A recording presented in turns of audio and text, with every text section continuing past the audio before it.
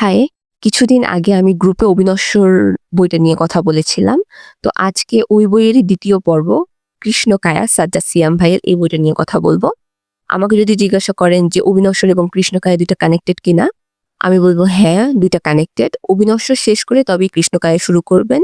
নইলে কৃষ্ণকায়া বইয়ের আসল যে মজাটা সেটা উপভোগ করতে পারবেন না।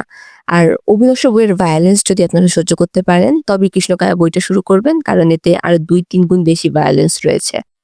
তো আমি ভেবেছিলাম যেখান থেকে অবিনশ্বর বইটা শেষ হয়েছে লেখক সেখান থেকেই কৃষ্ণকায়া বইটা শুরু করবেন। কিন্তু না, লেখক সম্পূর্ণ একদল ভিন্ন মানুষদের নিয়ে এই কৃষ্ণকায়া বইটা শুরু করে ৩ বন্ধুর একটা গ্রুপকে নিয়ে।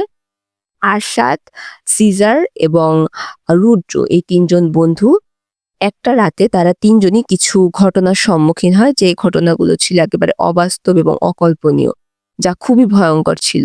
আর তারা এগুলোকে নিছক দুঃস্বপ্ন ভেবে উড়িয়ে দিতে পারছে না। কারণ ৩ জনের সাথেই আলাদা ভাবে করে ঘটনাগুলো ঘটে। তো একটা সময় তারা খেয়াল করে তাদের ঘাড়ের কাছে চোখ জাতীয় একটা চিহ্ন জেগে উঠছে।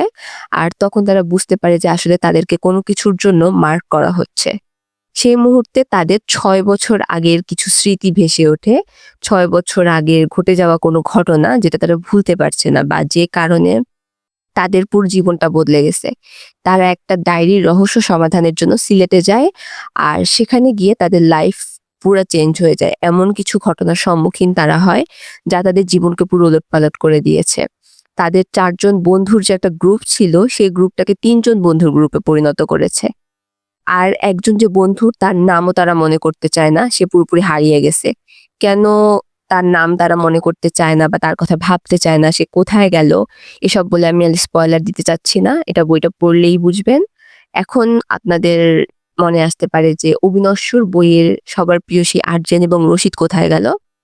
তারাও এই বইটায় আছে, কিন্তু একটু অন্যভাবে বা অন্য জগতে বলা যায়। এই বইটা তাদের উপস্থিতি লেখক রেখেছেন আর বেশ ভাইটাল রোল পরবর্তীতে তারা প্লে করছে। আর অবিনশ্বর বইয়ের শেষে একটা টার্ম ছিল মনে আছে, কৃষ্ণকায়া।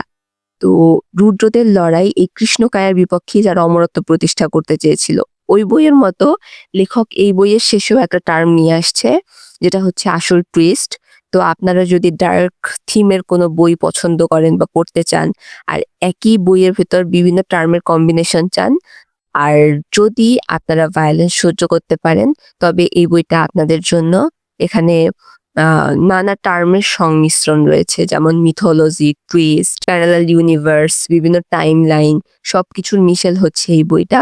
আমার আসলে মাথায় ঢুকছে না লেখক আ এই সকল টার্মের ভেতর বাংলাদেশের এইসব ট্র্যাজেডি কিভাবে নিয়ে আসার কথা ভাবলেন। তো সব মিলিয়ে বইটা আমার বেশ ভালো লাগছে। আমি বইটা হাইলি রেকমেন্ড করব। আপনারা পড়ে দেখবেন। আজকে এই পর্যন্তই। টাটা।